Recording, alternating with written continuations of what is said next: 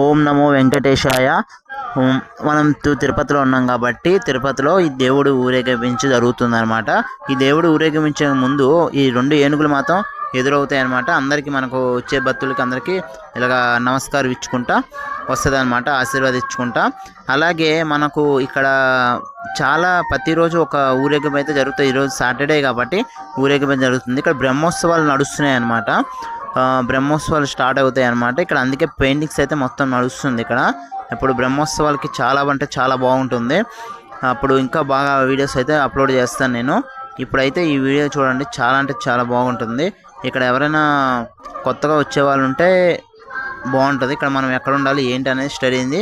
ఇది మన స్వామివారి వెనక సైడ్ అనమాట ఇది ఉన్నది. ఇక్కడ ప్రతిరోజు అయినా సండే అయినా సాటర్డే అయినా ఇలాగ ఊరేగిస్తారు. ఇక్కడ ఏదైనా పండుగలు ఉంటే ఊరేగిస్తారు. ఇక్కడ నేను ఇలాగే ఉండి దేవుడికి అయితే నేను మొత్తం అయితే వీడియోస్ షూట్ చేసి చూశాను. మీరు ఇప్పుడైతే దేవుడిని చూసేసేయండి. దేవుడికి దండం పెట్టుకొని ఓం నమో వెంకటేశాయ.